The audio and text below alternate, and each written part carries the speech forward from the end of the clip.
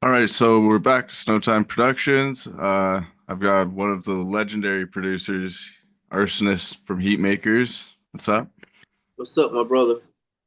So good to have you on here. You are one of the kings of producing. I appreciate it, man.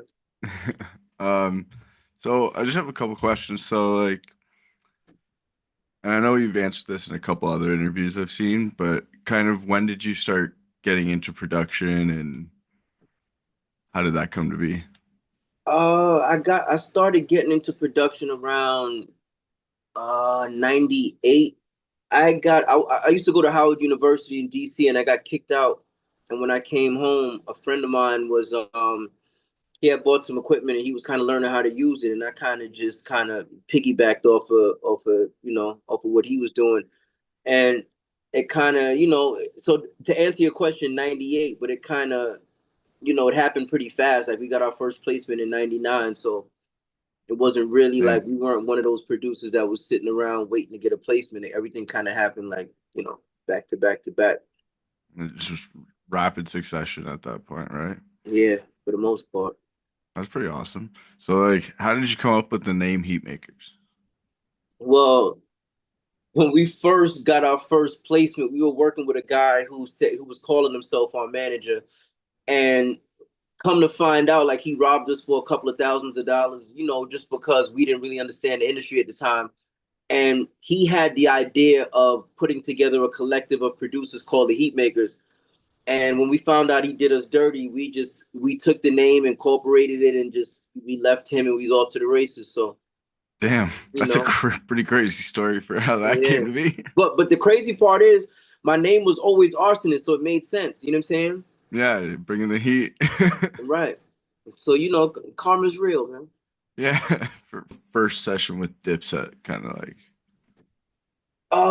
The first time I met Dipset, they had already recorded to about, because Dipset got at the time, we were putting our beats on CDs. Mhm. At that time, Dipset had gotten the CD full of beats maybe about, I want to say like a week before we met him. You know what I'm saying? Oh, okay. So by the time I met him, it was we was already locked in. Like it was they had about 4 records recorded already. So by the time we got in the studio, they were just playing us records they did. You know what I'm saying? So the first studio session, I didn't even get a chance to see them record. I was just playing them new music and they was playing me the stuff they already did. So Oh, okay. it's kind of always been like, since then is we've been like family, man. Like it was, it was never any weird moments. Like how some producers might meet some artists and they just make it weird. It was never like that. You know what I Yeah, mean? Like we just kind of did what we did, and then we built a strong friendship that, what shit, 23 years, 24 years later, we still good. So, you know, yeah. So it just like meshed really well, like naturally, yeah, right from the jump. the music we made matched their personality so much that it was like, I I don't think anybody else could have did what we did with them. You know what I'm saying? Like I think Yeah, it was just like a perfect combination for what our sound with what they were trying to do. that's pretty sick. Getting a chance to do El Capo with Jim was like a bucket list for me. Like I have a bucket list where I want to produce full projects for, well, now Cam and Joel's, just to kind of finish the trifecta. You know what I'm That saying? note, do you guys have anything on the go right now? Like Who's that? Me, Dipset, you, or me? Like me, Jim, me, Cam, Joel's. yeah. Well, no, not well. Just me and Jim. Me and Jim constantly work. We just, like, Mhm. in my computer right now, I probably got about, no exaggeration, I was looking at it yesterday, maybe about 20 unfinished records from Jim. Where it's just like, the way we normally work is Jim will come in, he'll listen to a shitload of beats, he'll pick one, do a verse to it, probably leave, and then come back and then forgot he did that, and I gotta play it for him, and he's like, "Oh, that shit fired," and he might end up finishing it. So it's not what people think it is. Like, yo, he comes in, we do a record, the record is fire, we take, nah, it's almost like the record. Well, at least the way I work with him, I can't speak for other Mm. people, but the way me and Jim work is like we do records in pieces. Like he'll come here tonight, do a verse. He might hear another beat before he leave, put 8 bars on it, not even a full verse. And then when he comes back, he's almost surprised by his last. But like, oh shit, I even know I did that. Pull that up. Let me finish that. And that's kind of how El Capo got made. It got made in pieces. Okay. Like a lot of the, I don't even want to cheapen the records and make them seem like they were leftovers from wasted talent, but a lot of the records we didn't end up putting on wasted talent. We ended up refining them and putting them on El Capo. Oh shit, that's pretty cool. That's a really sick creative process though. Yeah.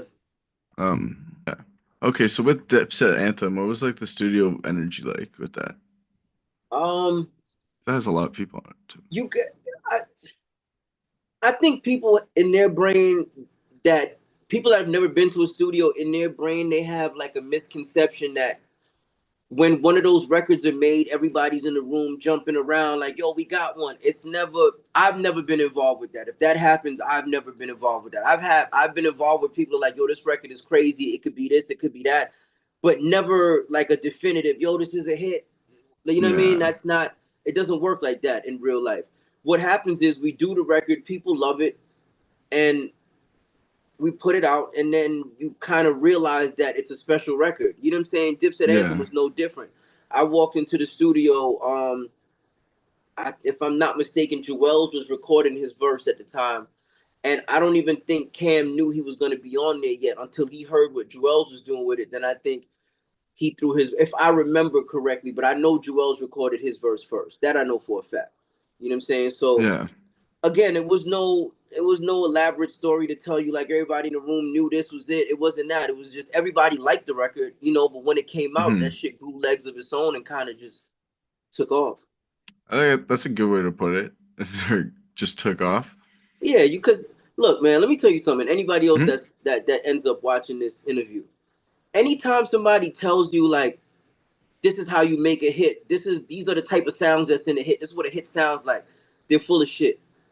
If anybody on this planet could tell you how to make a hit time and time again, they'd be the richest person in the world.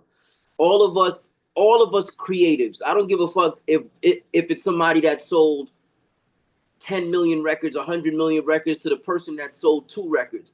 We're all experimenting every day trying to figure out what it is that's going to make the people react. That's all we're doing. None of us know for a fact. You know what I mean? And I Yeah. guarantee you, if you ask a lot of people who have quote unquote hit records, 9 out of 10 of them will tell you, I had no clue this was going to be the record that won. Yeah. You know what I mean? Yeah, So for sure. this is what makes to me, what makes the music industry so beautiful to me is that every day is a guessing game. It's kind of like, will I make something today that changes the world or changes my life or changes somebody else's life? Or you understand? Like we don't know. Hmm. We know we have the ability to do it, but we don't know if today the stars are gonna line up and we're gonna make the perfect record with the perfect artist to write the perfect verse. Or you understand? Like we don't know. Yeah, for We sure. just hope so, and we're all in the same fight. Some people have been luckier than others, but anybody that tries to feed you that bullshit of this is a hit, this is what a hit sounds like, they're full of shit. Nobody knows, man. Nobody knows. That's fair. And then with um like on that line of things that people get like misconceptions about and stuff, what are Right. some misconceptions that people have about like what a producer does? I think people don't understand that production is everything after the beat is made. They think a producer, he makes the beats and now he produced a song. Yes, in Hmm. a sense you're the producer of the track, but you're not necessarily producer of the song. Like the misconception about producers is that they just make the beat. They're not in control of how the song is arranged, what the artist how the artist might deliver the hook, how the artist might deliver the verse, which verse the artist chooses to pick first or second. It's like I've been involved with sessions where the artist will do a whole song, and I'm like, I feel like your second verse is your first verse. We need to switch that around, and that changes everything. It might sound like a simple thing to do, but without that, the song might not go as far as it should go because if the first verse isn't, really pleasing to the ears like that, they might just skip it and not even get to the second verse. So to answer your question, the misconception is that the producer's job is done after the beat is made. When Okay. in all actuality, the producer job starts after the beat is made. It's like the whole process, like all the way to the Right. finish It's line. everything, man. It's like when you hear certain shit and you wonder, why the artist said a particular line that way, or why there's a drop there, or why there's a special effect on this part of the verse. That's the producers doing, like, you know what, I think this would sound better if we did this. Let's try this. Let's try to move this verse over here. Let's not start off with the hook. Let's start off with the verse, or vice versa. You understand? Like little things like that. That's a producer's job, is to figure out the minor details that might hinder the song from getting to where it needs to get to. With like the on the note of processes and getting through everything, there's a lot of like Right. AI and shit like that coming in to play Right. in like just the world in general. So Mm-hmm. how do you feel about that kind of coming into the musical world? I mean, it's certain things are inevitable, man. Like you can, I've met a bunch of producers and artists who cry about it, and nah, I would never fuck with that. And I felt that way at first, So I'm not gonna sit here and lie like I didn't feel that way at first. But I just realized that at the end of the day, it's either you become familiar and friendly with something as opposed to trying to fight it. Yeah. There's no fighting. At the end of the day, AI, whether we like it or not, it's here. Yeah. It's not going nowhere. We're not going to wake up tomorrow and they're going to say, you know what, we decided to do away with AI. That's not happening. So before you fall too far behind, you have to figure out how you can use it to your advantage. And that's kind of where I'm at. It's like I'm a guy who samples records, but I've also paid a shitload of money to clear samples. So how can AI work for me? Can I make my own samples through AI? Of course I can. So what I'm saying is find out a way that it can work for you and you won't be as angry about it for the people that are angry about it. It's like That's fair. there's Yeah. no running from it. Yeah. It's like the you can't beat them, join them. Right, because what's going to happen is you're going to try to ignore this thing for the next 2 years. And then by the time you decide to embrace it, you're too far behind. The learning curve is too crazy. And now you can't learn it the way other people that have been on it for the previous 2 years know it. So Yeah. I don't want to be the guy that's behind the eight ball just because I'm angry at technology, and that to me that's an ignorant way of thinking. Yeah. You kind of have to be open to what's pushing the world forward, Right, even if like it's at the negative end or of the day, positive. man, like life is give and take, man. Like I say this on every interview, man, but I live by the saying, if you can't be used, you're useless. You know what I'm saying? And Hmm. it's the same thing for things like AI and technology. Can I use it to my benefit? Of course I can. So that means that it's useful. So if it's useful, that why wouldn't I use it? Am I going to spite myself just because I feel a certain way? Like it doesn't make sense. Yeah. If something can cut my work time in half by hours, what do I look like saying I'm not even going to explore, you know what I mean, the possibilities? That I'd be ignorant to do that. So I Yeah, would for just sure. give that advice to anybody, man. It's like, yeah, you might feel a way about AI, but it's not going nowhere. So either you embrace it or you get run over by it at some point. That's pretty accurate. So if you were to tell some young producer just like how to find their own sound, what would some tips be that you give them? Um, I would say all the things that you do when you're producing that you might feel weird about because you don't hear it all over the place and it sounds like you're the only one doing that. Perfect that. You know what I mean? Like when I was making beats and I used to when I was younger and I was making beats and I used to do my hi-hats a certain way and it wasn't traditional. It was kind of like nobody else is doing this and it sounded at one point like it was going against the beat. I just learned how to refine that and turn it into my own thing and embrace it because the last thing you want to do as a producer is to have music that sounds like 85% of the other producers that could be potentially sending beats to that artist. Yeah. What, like, you understand, like, because then it becomes a popularity contest. If I have two emails, if I'm an artist and I have two emails from two separate producers and the beats sound the same, but one has a bigger name than the other, 9 out of 10 times you're gonna go with the guy with the bigger name just because it's a status symbol. And Yeah. if you want to avoid that, you have to create your own sound. And when I say that, I don't. Some producers think like there's a certain way to do that. You being who you are, making music the way you know how to make music is your own sound. You just have to stray away from trying to do what is expected of you. You understand? Like, Yeah. I know producers, I've been around, this is one of the things that I hate the most. I've been around producers who look at the Billboard charts and they look at the top 5 records and they're like, okay, cool, this is what people want, and they try to mimic that. To me, go get a 9 to 5 if you're gonna do that. That's not creativity. That's just like, I want to make a dime, and what's the fastest way to do it? That's like buying a Gucci bag and trying to make the knockoff Gucci bag because you know Gucci bags are selling.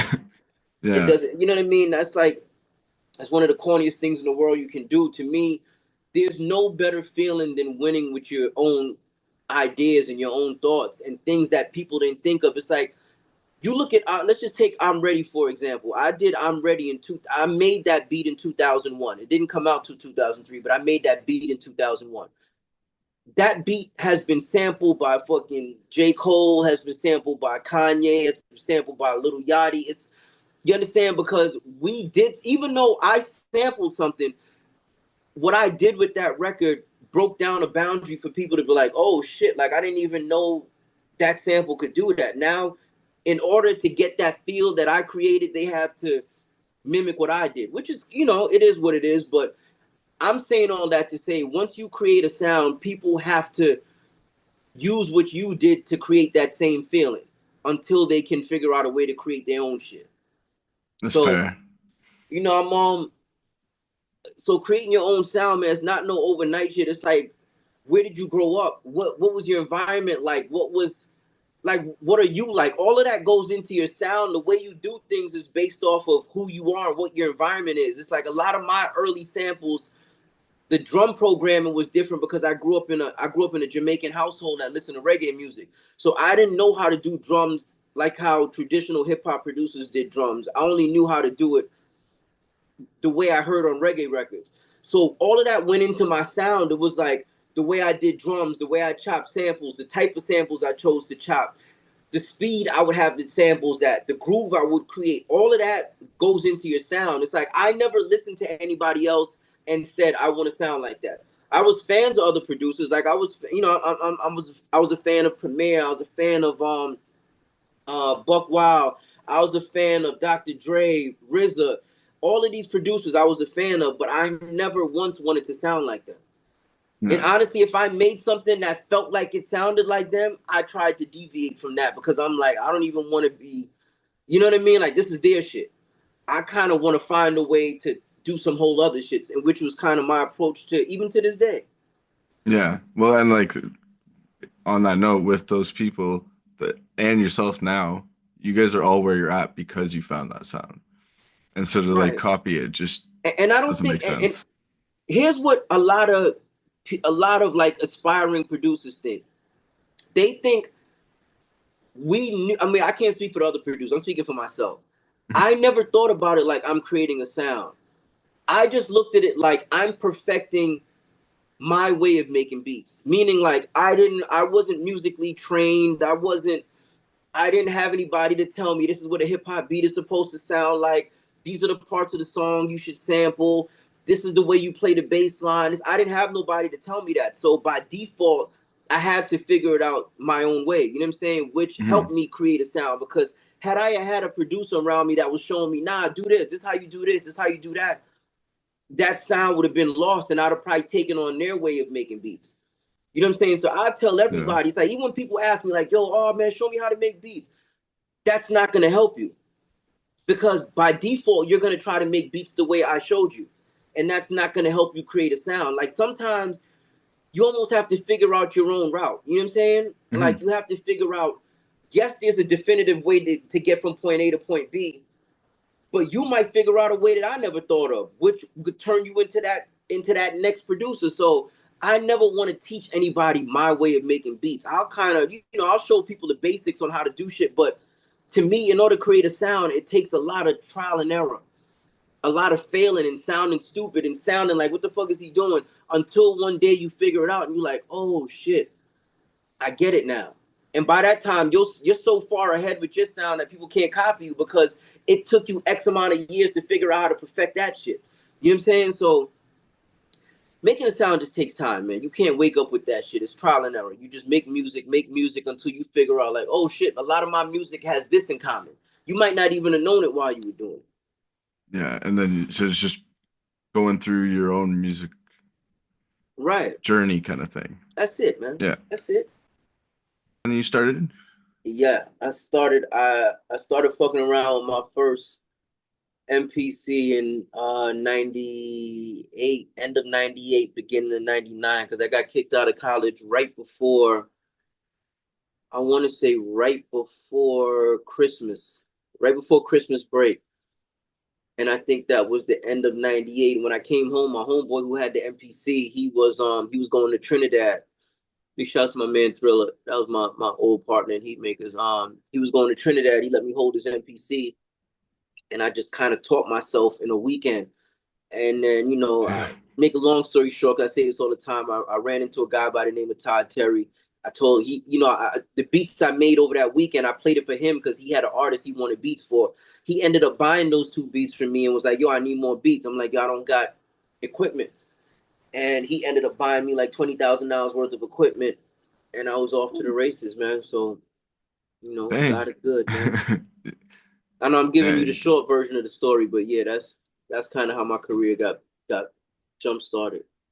that's pretty crazy. And then you just started making beats for him and just pumping them out.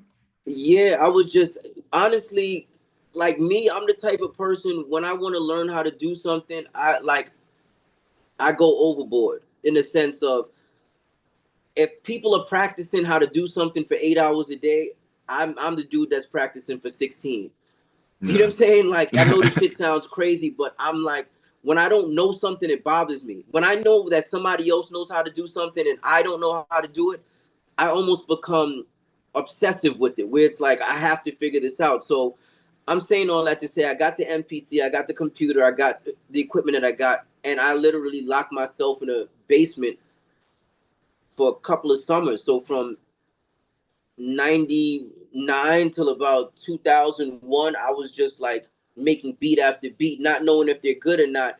And like I said, I'm Ready was made in 2001. So around the end of 2000, beginning of 2001 is when I really started falling into my sound as far as like, okay, I get it now. You know what I'm saying? That was like, Yeah. it was enough trial and error at that point. I had made enough bad beats. I made enough good beats. I made it because I was making beats. And if I made a good one, my problem back then was I didn't know how I got there. It's almost like I Okay. did it by accident. You know what I'm saying? Yeah. And then you get to a point where you figure it out like, oh shit, that was making my other beats sound not as good because I wasn't doing this. But when you're first starting out, you don't realize that. You're just working. But then sooner or later, this starts to be a method to your madness. Like, okay, cool. This is what I need to do when I run into this sample. And, you start to figure the game out more. So that's what I'm saying with anybody that's trying to create a sound. It's like, it's never going to be an overnight thing. It's going to be a lot of people telling you, I don't like that shit. This shit sounds like this. It sounds like that. You should do this. You should do that. And you're going to have to figure it out on your own, which, Yeah. like I said, it takes time. Yeah. And that's like with anything, right? Like you gotta figure out everything on your own. That's what life is, right? Yeah, it's a 1,000,000%, man. And the thing with when you're learning things at the beginning, you always think you're better than what you are. The minute you get a little progress, you're like, yo, I'm nice now. Now you want to let people hear shit, and then they tear you down again, and it humbles you, brings you back to square one, where you're like, all right, cool. Why isn't my music connecting with people? And then you have to really kind of strip your music apart and figure out why. And then because to me, music is all about a feeling. So if people don't feel something when they hear your music, somewhere something is getting lost in translation between you making the beat and creating a feeling and somebody else getting a feeling off of that. So you have to figure out what's missing. You know what I'm saying? Again, that goes back to the first thing you was asking me about being a producer. People don't Mhm. understand. It's almost like being a doctor. You have to. Why aren't people getting a feeling from this beat that was meant to be painful? How come they're not feeling what I feel? What's getting lost in translation? All of that comes along with being a producer. You know what I'm saying? But Yeah. people they don't look at it that deep. They look at it like, yo, I just need a producer to make me a beat. I mean, shit, if that's what you want, that's what you're gonna get. You know what I'm saying? But if you want a producer that's really gonna help you find out things about yourself that you didn't even know, then that, as an artist, then that's something else. Because that's what a good producer does. A good producer will make an artist get on a record that he or she doesn't particularly want to be on, and it'll be one of the best records they ever did in their life because the producer heard something that they didn't hear. Because I know there's a lot of cheap producers out there. There's a lot of, like you said, you just Beat go, makers, yeah, there's a lot of beat yeah. makers out there. Producers, that's a earned title. That's a title you gotta earn, man. You can't just, a lot of dudes run around and what do you do? I'm a producer. No, you're not. You make beats. Being a producer is a whole, like, honestly, I don't feel like I became a real producer until about till I executive produced Wasted Talent with Jim Jones. And I know that sounds crazy because I did Diplomatic Immunity, I did Jewel's whole album, I did records for Wayne, I did a bunch of shit up until that point. But I didn't feel like I was a producer until I can sit back and say, all right, cool. This ain't really about my beats. I have to figure out what the album needs from what the album doesn't need. You know what I'm saying? And it's little things like that that makes you understand that this game is bigger than just making a fucking beat. Which was just when it comes to like an artist with like strong opinions that you're working with or something, and like you guys have a conflict. Right. How do you deal with like the creative differences? Like you were saying, how producers kind of guide. Um, I don't know. It's weird, man. Like I'm doing an interview real quick. So yeah, like with me, I like let's say with Jim, for instance, right? When I did the album with Jim, me and him would literally argue every other session about whether it was like I remember one song in particular. He was like, "Yo, I want you to take the sample out and just let the drums rock for 8 bars." And I'm like, "Yo, Jim, I'm not doing that." "Yo, what you mean?" Da, da, da. And we go back and forth, back and forth, back and forth. And it's kind of like one of them things where if I might sit and think like, am I just being stubborn or is this really not going to sound good?